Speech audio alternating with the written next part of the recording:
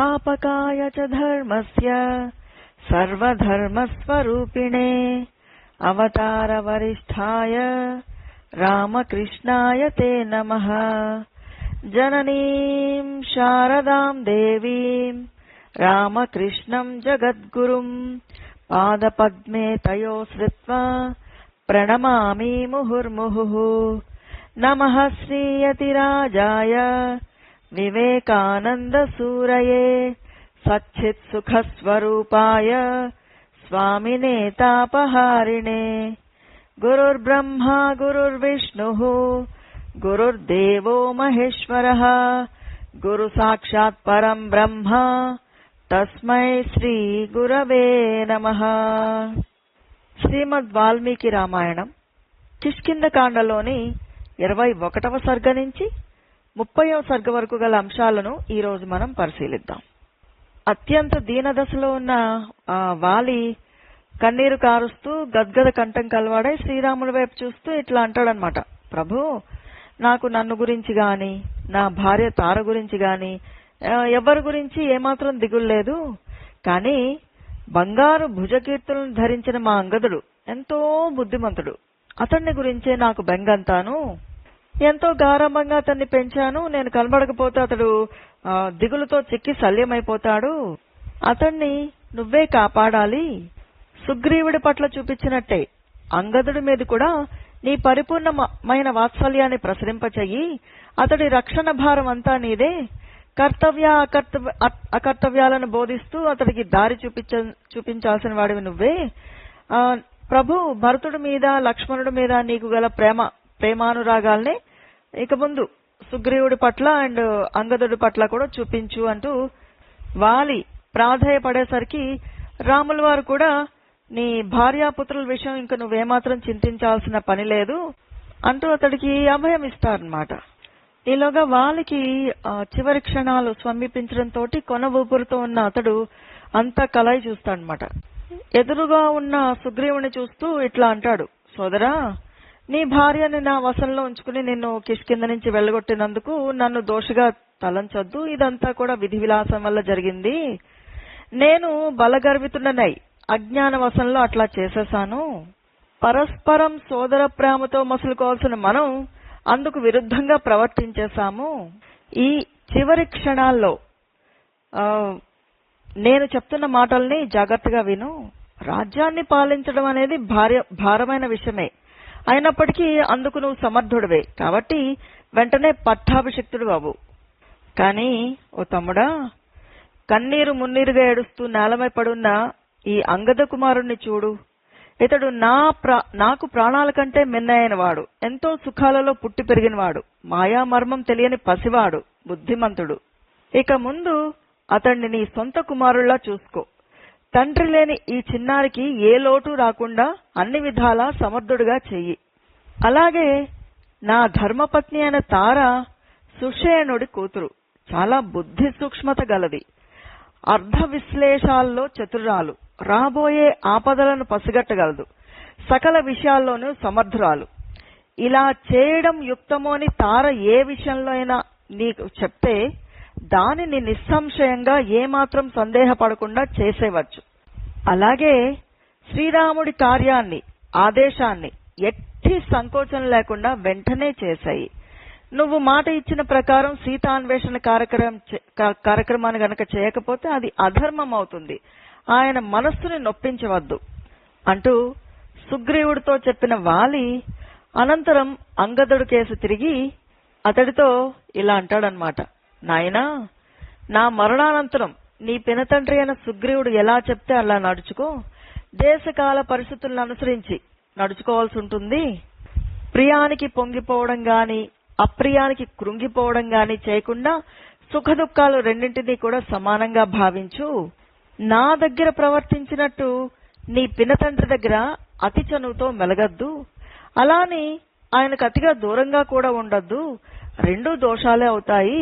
కాబట్టి మధ్య మార్గంగా నడుచుకో అని చెప్తూ ఉండగానే వాలి యొక్క ప్రాణాలు అనంత వాయుల్లో కలిసిపోతాయి.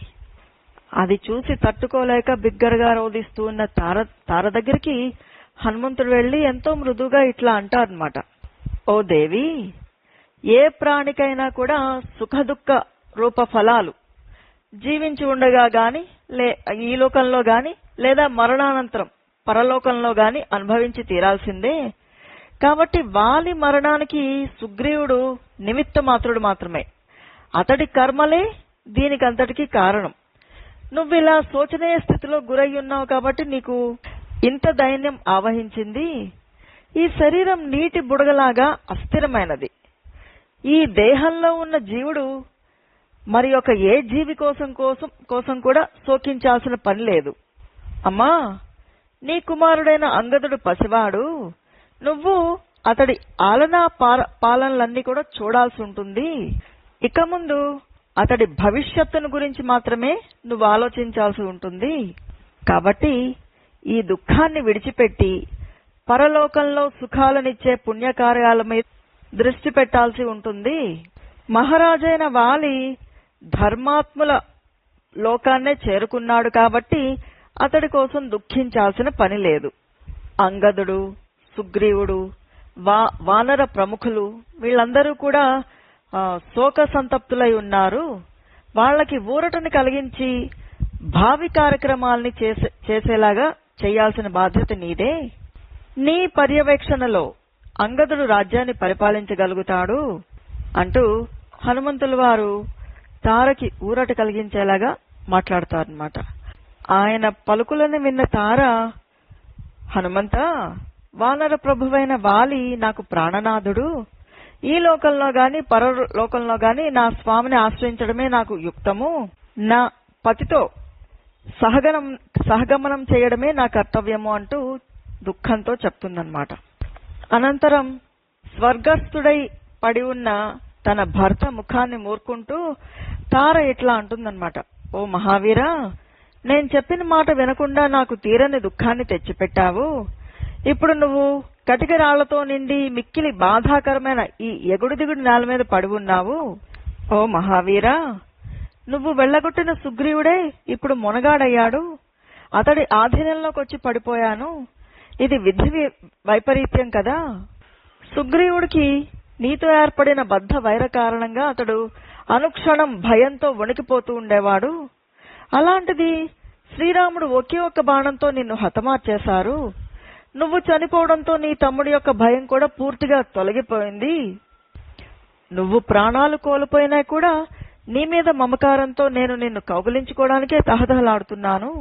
కానీ నీ గుండెలపై గుచ్చుకున్న ఈ బాణము నాకు అడ్డొస్తోంది అంటూ తార చెప్పేసరికి వాలి యొక్క శరీరంలో గుచ్చుకున్న ఆ బాణాన్ని సుగ్రీవుడి సేనాపతి అయిన నీలుడు లాగేస్తాడనమాట. శ్రీరాముడి అస్త్రధాటికి చచ్చిపడి ఉన్న వాలి యొక్క శరీరం యుద్ధభూమిలో ధూళితోటి నిండిపోయి ఉంది. తార తన కన్నీళ్లతో ఆ ధూళినంతా కూడా కడిగేస్తోందన్నమాట. అదే దుఃఖంతో తార అంగదుడి కేసు చూస్తూ అతడితో ఇట్లా అంటుందన్నమాట. నాయనా అంగదా, నీ తండ్రి యొక్క ఘోరమైన చివరి దశను చూడు. ఆయన చేసిన పాపకర్మల ఫలితంగానే ఈ అన్నదమ్ములు అంటే వాలి సుగ్రీవుల మధ్య ఏర్పడిన వైరం ఈ రోజుతో ముగిసిపోయింది. మీ తండ్రి యొక్క శరీరం బాలసూరుల్లాగా భాసిల్లుతూ ఉంది. ఇప్పుడు అతడు మృత్యుముఖంలోకి చేరిపోయాడు.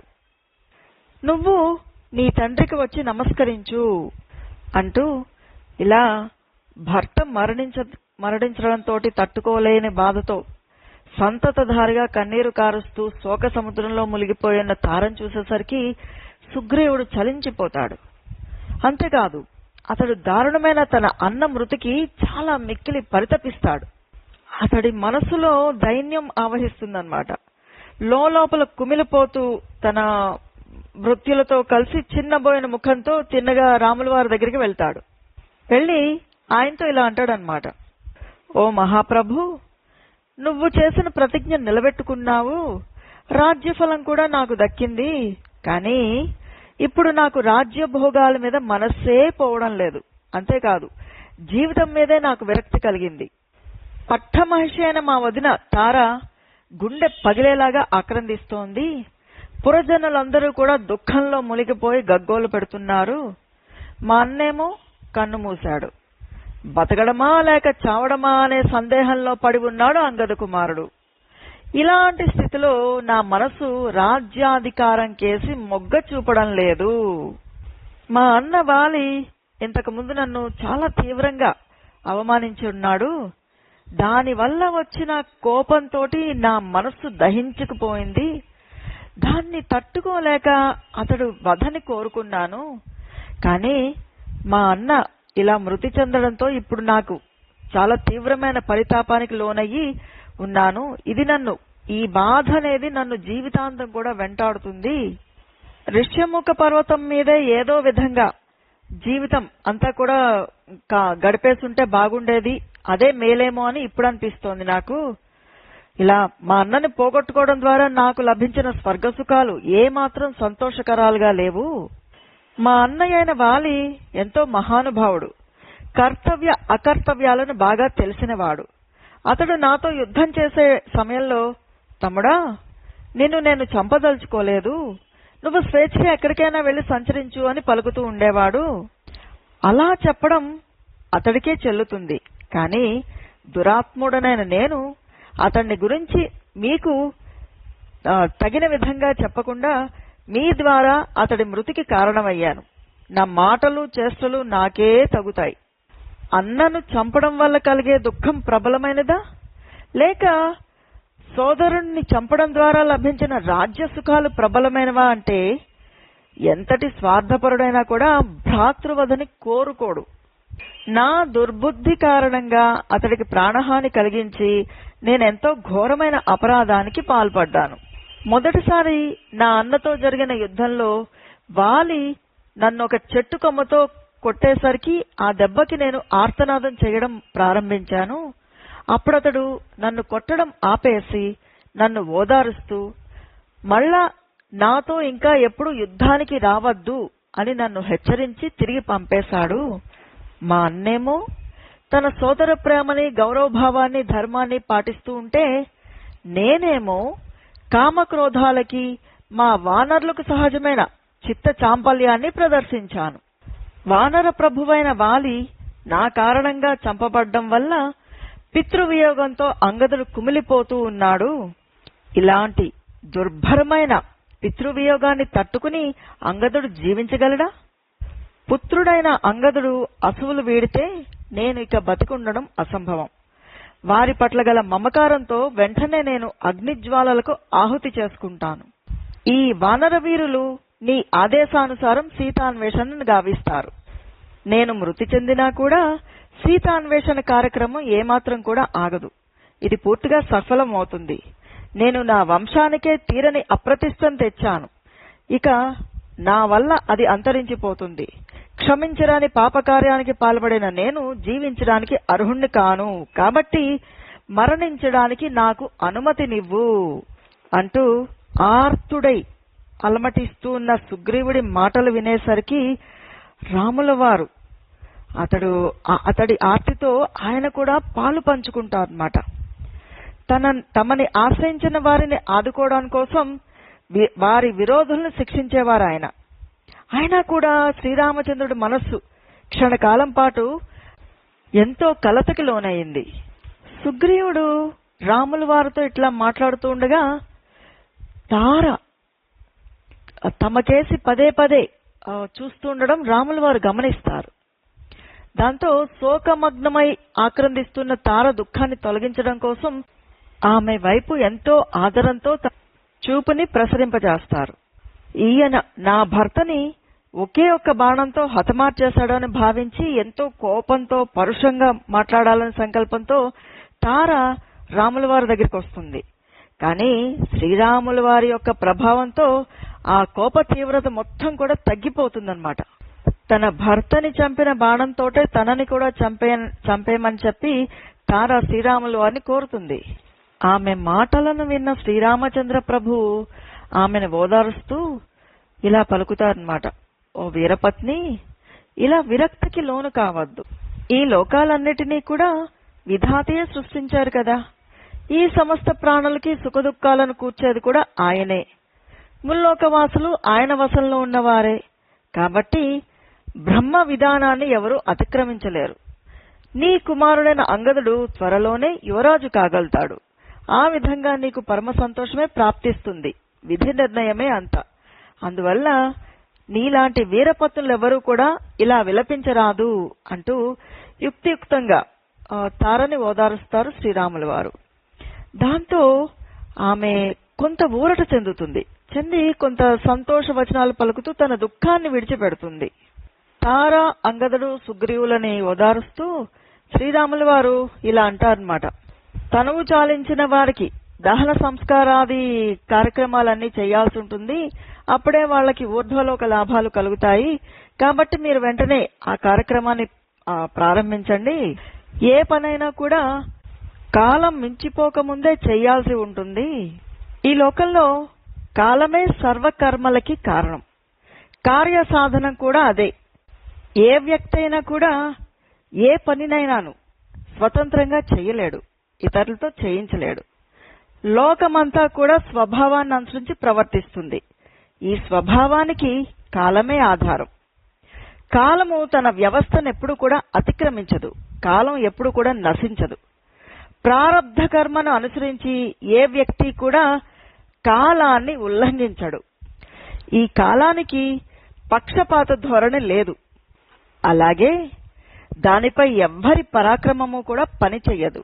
అది ఎవ్వరికీ లొంగి ఉండదు.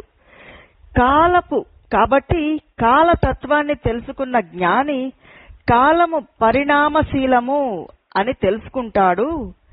ధర్మార్థ కామాలు కూడా కాలక్రమాన్ని అనుసరించే ప్రాప్తిస్తాయి.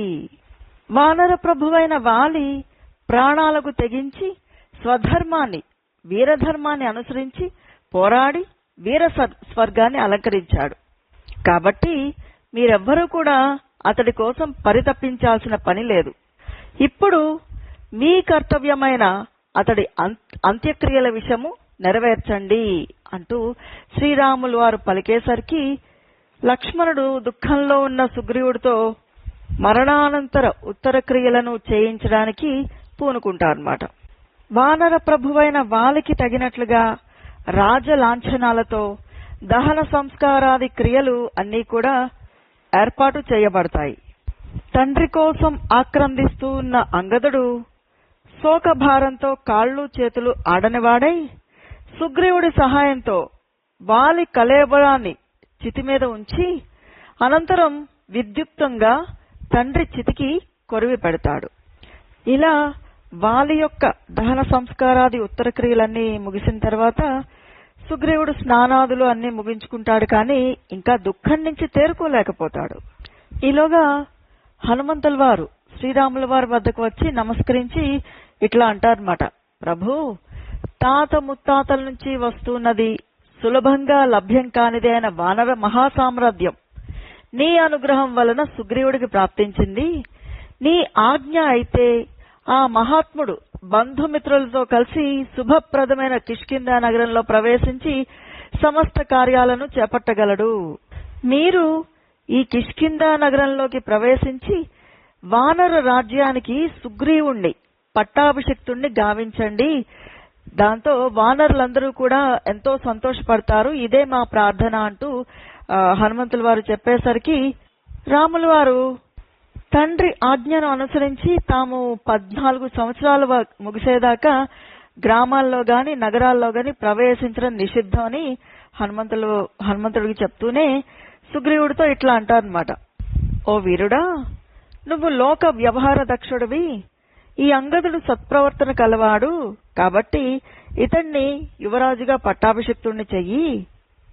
నీవు వెంటనే రాజ్యాభిషిక్తుడు అవుగాక. సీతాన్వేషణ ప్రయత్నానికి ఈ వర్షాకాలం అనువైనది కాదు. కాబట్టి ఈ 4 నెలలు కూడా నువ్వు సుఖంగా కిష్కింధకి వెళ్ళు. నేను లక్ష్మణుడితో కలిసి ప్రస్వరణగిరి వద్దే నివసిస్తాను. కార్తీక మాస ప్రారంభం అయినప్పటి నుంచి నువ్వు రావణ వధ కోసం సేనలందరినీ కూడా సిద్ధపరచవలసి ఉంటుంది. ఇది నా సూచన. ఇంకా నువ్వు నీ నగరంలోకి ప్రవేశించి నీ రాజ్యానికి పట్టాభిషిక్తుడివయ్యి నీ మిత్రులందరికీ కూడా సంతోషాన్ని ఇవ్వు అని చెప్పి శ్రీరాముల వారు సుగ్రీవుడికి ఆదేశిస్తారన్నమాట. శ్రీరాముల వారు చెప్పినట్టుగానే సుగ్రీవుడి యొక్క పట్టాభిషేక మహోత్సవం అంగరంగ వైభవంగా జయ జయ ధ్వనుల మధ్య ఎంతో కోలాహలంగా జరపబడుతుంది. సుగ్రీవుడు కూడా శ్రీరాముల వారి ఆదేశాన్ని పాటిస్తూ అంగదుణ్ణి అక్కనే చేర్చుకుని అతడికి యువరాజ పట్టాభిషేకాన్ని జరిపిస్తాడనమాట. అనంతరం శ్రీరాముల వారు లక్ష్మణ సమేతులై ప్రసరణగిరికి చేరుకుంటారు.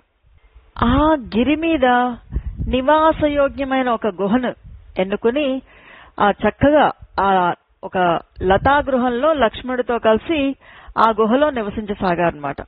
ఆ పర్వతము పూలతోటి పళ్లతోటి సమృద్ధిగా ఉండి సుఖజీవనానికి ఎంతో అనువుగా ఉన్నా కూడా అక్కడ తమ భార్య అయిన సీతాదేవి అపహరించబడి దూరంగా ఉండడంతో ఆవిడను స్మరించుకుంటూ ఉన్న శ్రీరాముల వారు ఏ మాత్రం కూడా సంతోషంగా లేరు. ఇలా సీతావియోగ దుఃఖంతో అనుక్షణము కూడా శోకంతో పరితపిస్తున్న రఘురాముణ్ణి చూసేసరికి లక్ష్మణుడు కూడా ఎంతో కుమిలిపోతారు.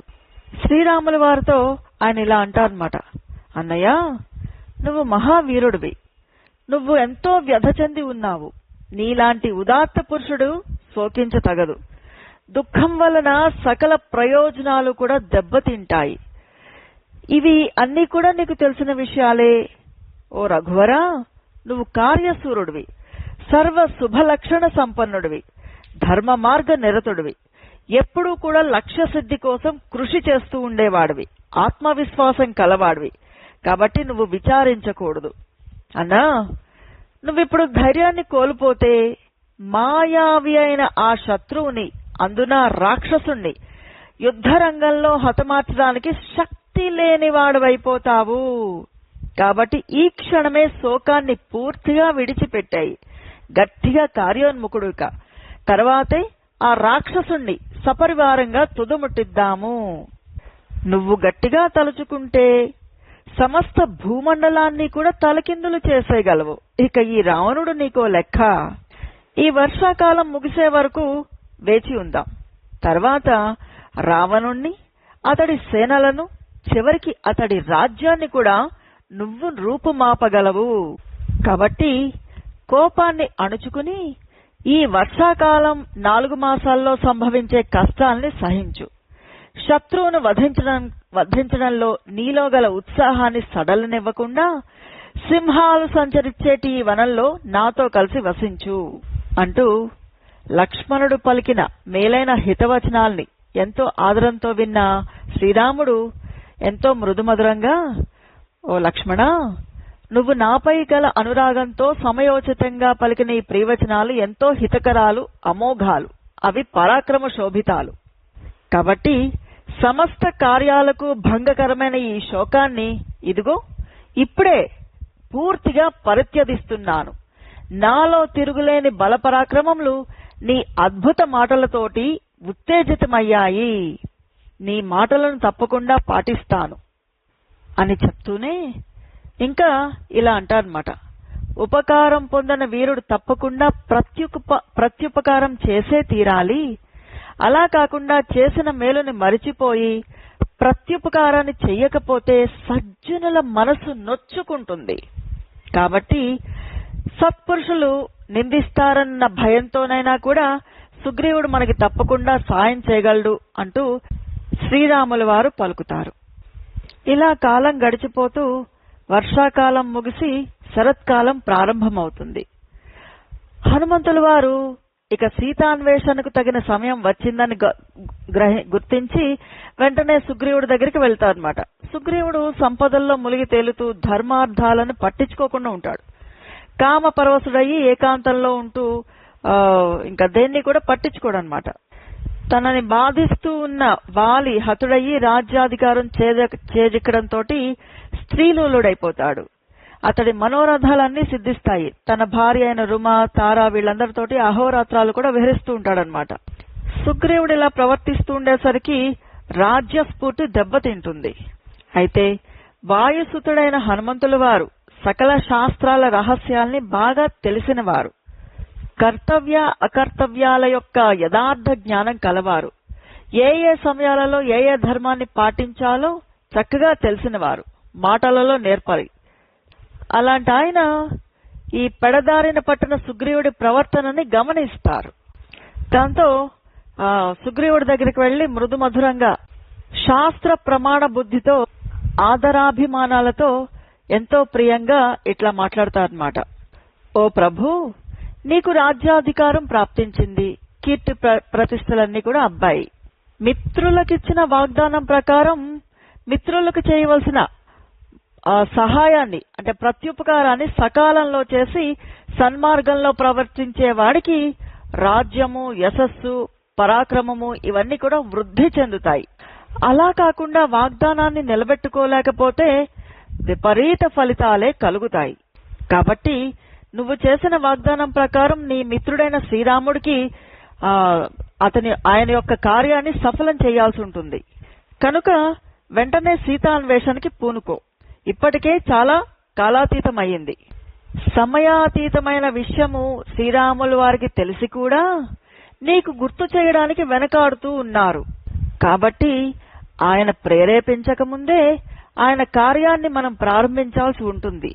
లేకపోతే కాలాతీతం చేసినట్లుగా ఆయన పరిగణిస్తారు. దేవతలు, గంధర్వులు, అసురులు, యక్షులు మొదలైన వారికి ఆ రఘువీరుడు ఏమాత్రం భయపడరే. ఇక రాక్షసులు ఆయనకో లెక్క. మహాశక్తిశాలి, ఇంతకు ముందే నీకు ప్రియాన్ని కలిగించిన వారు అయిన శ్రీరాములకి సర్వశక్తులు ఒడ్డైనా కూడా సహాయపడడం అనేది నీకు ఎంతైనా యుక్తియుక్తము. కాబట్టి ఓ వానరరాజా, మహాత్ములైన కోట్ల కొలది వానర యోధులు నీ ఆధీనంలో ఉన్నారు. వారిని ఎవరూ కూడా ఎదిరించలేరు. అందువల్ల వాళ్లలో ఎవరు ఎక్కడ ఏ పని చేయాలో నిర్ణయించి అందరినీ ఆజ్ఞాపించు అంటూ సకాలంలో హనుమంతుల వారు ఇట్లా యుక్తియుక్తంగా మృదు వచనాలతో చెప్పేసరికి సత్వగుణ సంపన్నుడైన సుగ్రీవుడు వెంటనే తగిన నిర్ణయానికి వచ్చేస్తారన్నమాట. వెంటనే నీలుడు అనే సేనాపతిని పిలిచి అన్ని దిక్కుల నుంచి ఉన్న సమస్త వానర సైన్యాన్ని సమీకరించి వెంటనే ఇక్కడికి కిష్కిందకి రప్పించాల్సిందిగా అతడికి ఆజ్ఞాపిస్తారు. ఒకవేళ ఎవరైనా ఈ ఆజ్ఞని పాటించకపోతే వారందరికీ కూడా మరణదండన విధించబడుతుంది అని చెప్పి తీవ్రంగా హెచ్చరిస్తారు. అయితే ఇక్కడ సుగ్రీవుడు చేసిన పొరపాటు ఏంటంటే, తను చేసిన ఈ ఏర్పాట్ల గురించి శ్రీరాముల వారికి ఎలాంటి సందేశాన్ని ఇవ్వకుండా తిరిగి అంతఃపురంలోకి ప్రవేశించి భోగలాలసలో పడిపోతాడనమాట. వర్షాకాలం గడిచిపోయింది.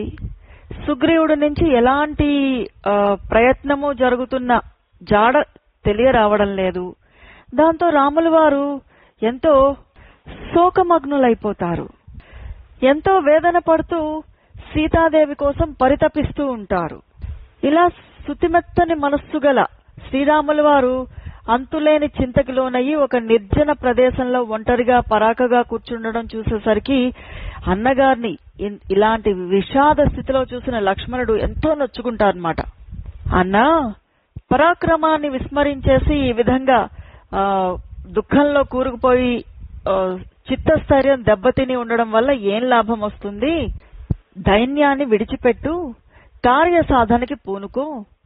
శత్రువులు ఎంతటి వారైనా కూడా నీ ధర్మపత్ని అయిన సీతాదేవిని పొందలేరు, సమీపించలేరు కూడా.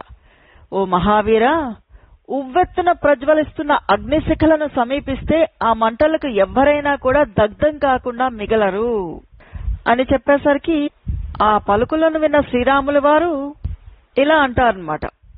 ఓ లక్ష్మణ, ఇంతవరకు సీతాదేవి జాడ తెలియకుండా ఉంది. ఆమె ఎడబాటు కారణంగా నేనెంతో శోకానికి గురై ఉన్నాను. ఈ స్థితిలో నాకు 4 మాసాలు 100 సంవత్సరాల్లాగా 4 యుగాల్లాగా తోస్తూ ఉంది. పైగా సీతాదేవి నాతో ఒక ఉద్యానవనానికి వచ్చినట్లుగా నన్ను అనుసరిస్తూ ఘోరమైన ఈ దండకారణ్యానికి వచ్చింది. అటువంటి సీతకు దూరమయ్యేసరికి నేనెంతో దుఃఖంలో మునిగి ఉన్నాను.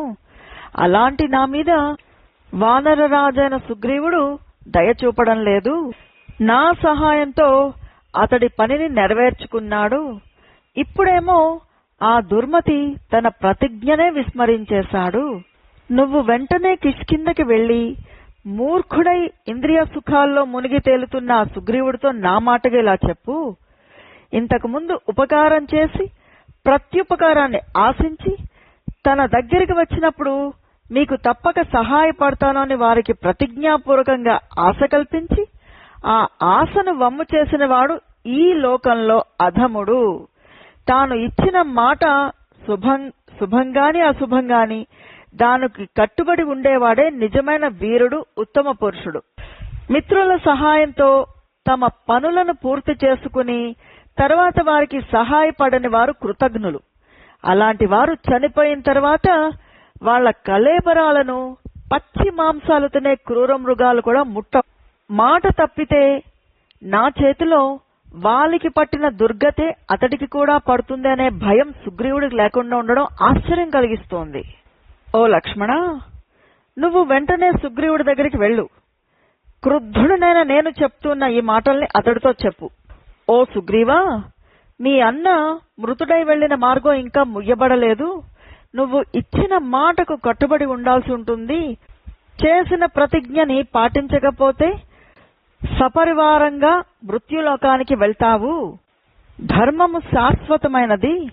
దానిని దృష్టిలో ఉంచుకుని నాకు చేసిన వాగ్దానాన్ని నిజం చెయ్యి.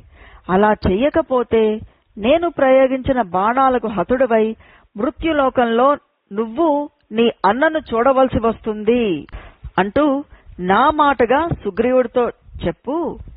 కాలం మించిపోతోంది కాబట్టి త్వరపడి అతడి దగ్గరికి వెళ్ళు అని రాముల వారు చెప్పేసరికి ఇలా దీనంగా మాట్లాడుతున్న అన్నగారిని చూసి లక్ష్మణుడికి ఎంతో కోపం వస్తుంది. సుగ్రీవుడి మీద మండిపడుతూ అతన్ని శిక్షించడానికి కిష్కింధకి బయలుదేరతారు.